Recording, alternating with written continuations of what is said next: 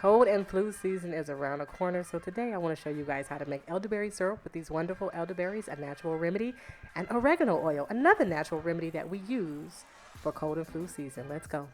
Y'all, so welcome back to Faith's Oven. This is my channel. If you're new here, I hope you dig this channel and you go ahead and push that subscribe button down below. So today in Faith's Oven, I actually want to tell you guys about some of the remedies that we use for this cold flu type season, which is usually December, January, February, March, April, somewhere around there when the kids start bringing viruses home and infections and all that kind of stuff that they're getting, that they're picking up at school because they're just around a bunch of different kids and all that kind of stuff. So I want to tell you guys about the wonderful, powerful thing called oregano. This is oregano. Oregano oil. Oregano oil. It's antiviral, antibacterial, anti-parasitic, and anti-fungal and anti-oxidant, which is wonderful.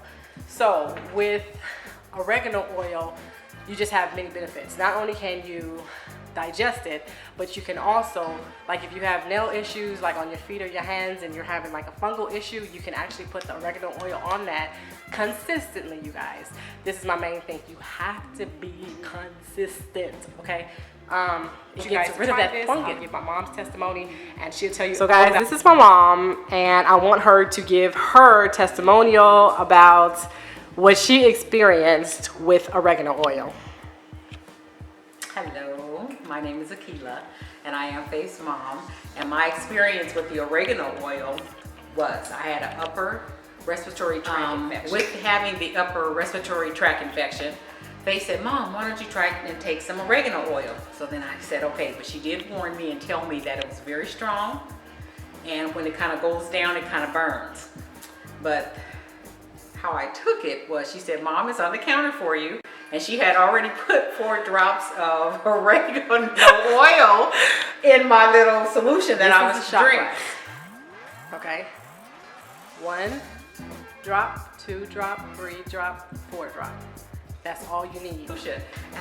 And I put vials. And I don't know if you guys know what that is, but of the, dropper, I took 4 full droppers. And after I took it, I said, oh no, I don't think you're supposed to feel like that. I got nauseated and I felt sick and I wanted to throw up. And, time progressed, it went by. And after that, I had to go, and it came through my whole body and that respiratory tract infection was gone. So that means it took out all the mucus and the bacterial infection that I had. And since that time, oh my, I have been feeling wonderful. My breathing is just so clear and easy, and I start taking it daily. I take 4 drops daily now. So with the 3 week, like you take it for 3 weeks, and yes, you do 3 weeks on, you do about 1 to 2 weeks off. But I do that, and it's wonderful. I'm telling you, you would actually have to take it yourself, but that was my experience with the oregano oil. But I'm so glad I didn't kill myself. That's my thing. I'm glad you didn't do that. Because you weren't supposed to take that much, but I believe it helped because the tract infection was probably very deep, but it took it all out. Praise so, God. if you guys want to try, give it a try. Okay, so with elderberry syrup, I'm not sure if you guys ever heard of elderberry syrup, but it's great for the immune system, especially if you're like me and you have an autoimmune issues that go on with your system, with thyroid and all that kind of stuff. Elderberry syrup is like wonderful. Elderberries are just wonderful.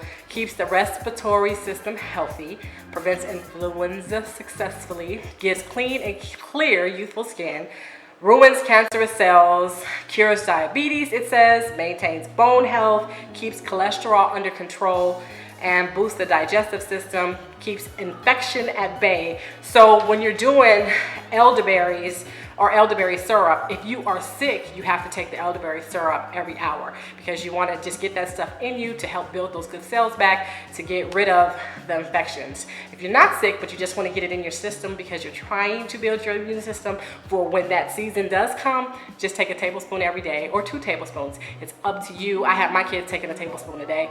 I was taking a tablespoon a day along with them because we don't want to get sick. And for women, I'm gonna say this because when it's our period time, I don't know about you, I don't get cramps or any of that kind of stuff. Sorry, men, if you're listening, but when it's my period time, I was feeling like my period was trying to kill me. Like I just didn't have energy. I felt like my body was just insane. I don't even know how to explain it, but I was telling my mom, I was like, I feel like my period tries to kill me.